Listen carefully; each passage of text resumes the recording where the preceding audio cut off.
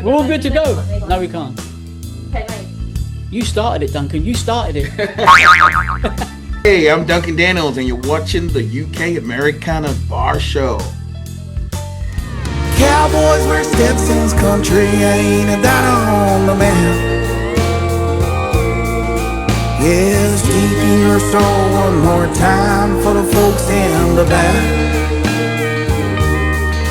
Yeah, Cowboys wear Stetsons, you don't have to question the fact.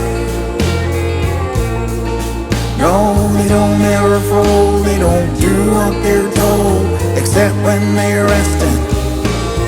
Cowboys wear Stetsons. Hey everybody, welcome back to the UK Americana Bar Show. Thank you for joining us. We really do appreciate it. Bringing you now part one of an interview I did with a Nashvilleian country singer. You're going to love this guy called Duncan Daniels. He tells us all about his Grammy nomination for his song Cowboys Wear Stetsons. And it's really fantastic. You're about to see it. You're going to absolutely love it. He tells us how much he's a family man and the team that he's got working on his great new album and some of the aspirations he has to tour the world. He's absolutely fantastic, this guy. You're going to love it. One of my favourite songs on the album is Nevada, which is about his daughter. Check it out. Part one, Duncan Daniels. And if you're wondering what the patch on my forehead was, well, Bernie was practicing her guitar. She was swinging it around and she knocked me out. Do you know what? Ever since then, I've been seeing stars. And I don't know what's... Part one, Duncan Daniels. Check it out. Hey everybody, welcome back to the UK Americana Bar Show. Thank you for joining us. And we've got a talk of the town cowboy with us tonight. Ladies and gentlemen, Duncan Daniels. How you doing, Duncan? Hey, I'm doing great. Thanks for having me, Sam. Hey, listen, thank you for taking the time. I do appreciate it. Yeah. Well, you know what? We're hearing about you all over the place, all over social media. I mean, you know, we know about Cowboys Wear Stetsons, but you've done so much other stuff as well. You're a producer, a writer, and some of the beautiful songs. I know we're going to talk about your album. So look, tell me, I heard about this Grammy that's floating around. That must be a bit exciting for you. Yeah, you know, fingers crossed, you never know, you know, so definitely hoping, we're lucky to be in the contention, being one of the contenders this year. So it's a very big field. It's got like, you know, Willie Nelson is competing this year, you know, all the big, you know, country stars are going in for that. So, you know, but it's, you know, to be among these amazing, like, you know, legendary artists, it's actually a win in my book already as well. Absolutely. So I'm pretty excited, you know.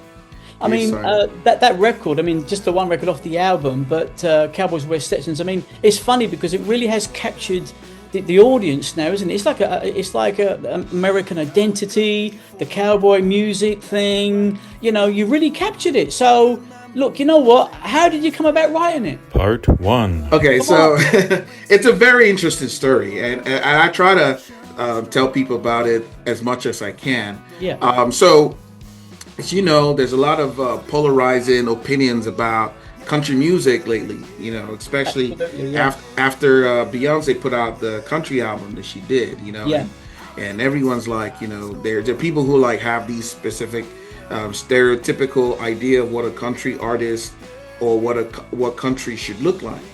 And what happened in my case is, I mean, I started writing and making music in the country genre, but you know, when I was very young, my first songs were all country songs, but I felt the pressure from a lot of people around me to, you know, who said, you're not supposed to be making country music. Country music is not for people who look like you, etc. And it's your color. Exactly, because of my color, my background. And because of that, because I listened to a lot of those people, you know, I started doing other things, you know, and and not until like, you know, recently, maybe in the last 3 years, I was like, you know what, I don't feel I need to do stuff to please anybody except myself.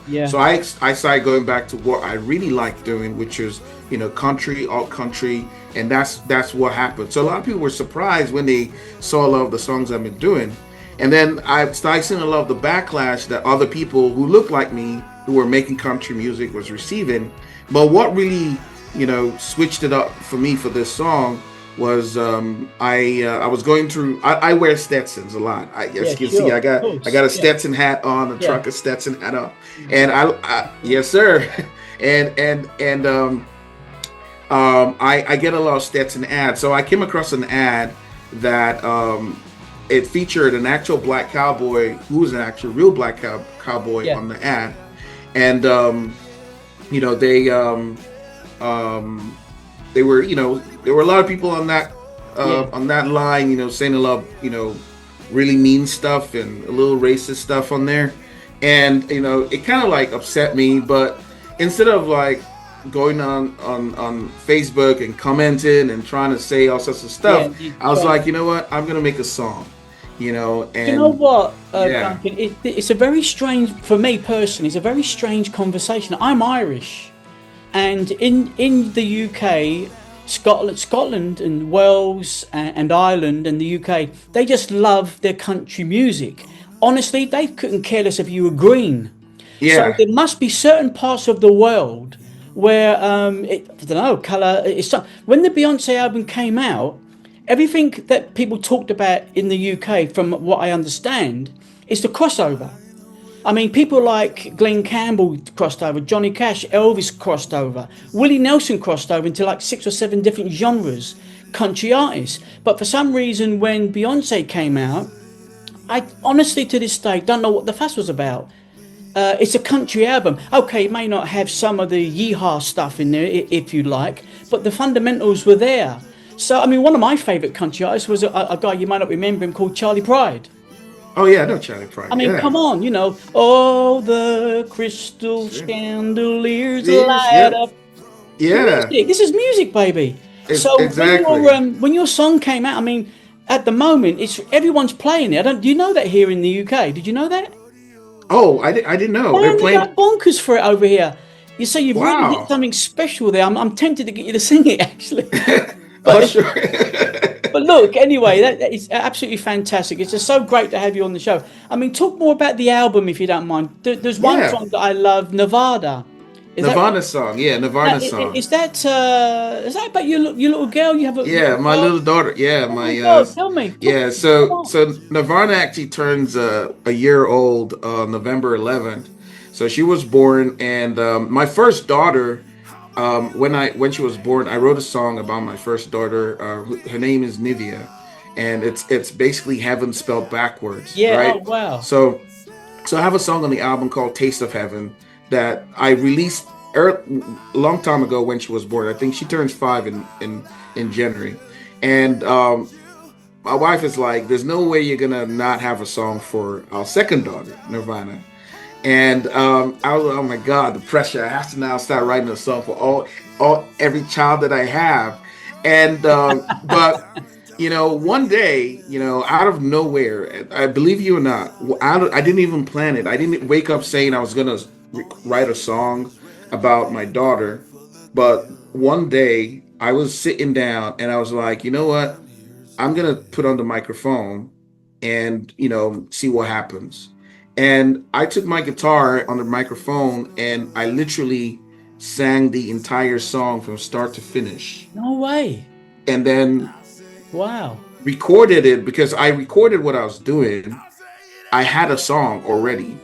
So that's how the song came about. And it was after recording it that I had to go listen to it to learn the song and then now produce it. It's the weirdest thing. I didn't plan that I was gonna write. I didn't plan I was gonna record, but that day somebody was like, just turn on the mic and press record, and I just did. And the entire song, I kid you not, the entire verse, the entire chorus, I Wow. was done with the song before I even wrote the song, and then I'm like, oh my God, and I was like, look, I have a song for Nirvana, so Well, this, do you know what? I mean, it's a yeah, beautiful song. I think we've got a video of it somewhere. yes Maybe we sir, can play it for you if that's all right. Can we do that? Can we play yes that? sir. Take a look at this, guys. Your side of the world is where I always wanna be. Escape all of the voices pulling me down, gravity. Oh, And even if the tides are looking rough, I know that you are solid as a rock. You will fulfill your destiny, yeah. Your side of the world is where I always wanna be. And Nirvana is your name, you're my fortune and fame. My baby, don't you cry.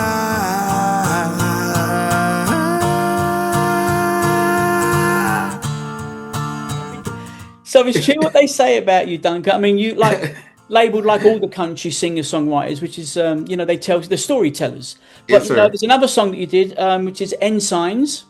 Yes, Now sir. that's very, very deep song, and it's a little bit more digressive. I mean, it goes more to the bluesy rock kind of thing, Yep. but it's a very, very different production on that song. Can we talk a bit more about that? If you don't. Yeah, I wrote that song sometime in, I think, 2022.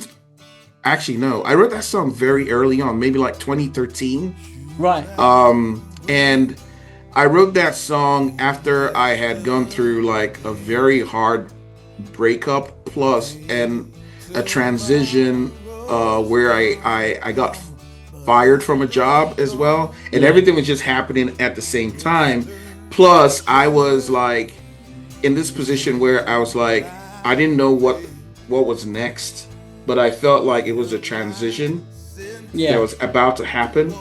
So in all my emotional state of, you know, not knowing the next movements, but also realizing the end of an era and the end signs, you know, with me getting off of that job and me also ending that relationship. I mean, that's so where the you song really came. live your music, don't you? You really Oh, live yeah. your music, man. I mean, you're right in the zone of it, you know. Exact. Yes. And the song has a lot of like metaphorical aspects to it of, you know, the signs of ending, but alternatively are also the signs of new beginnings.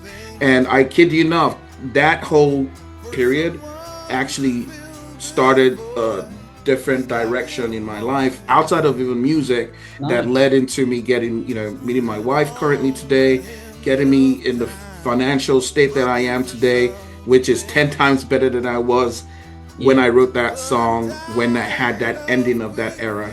So that's what End Signs was about. Yeah.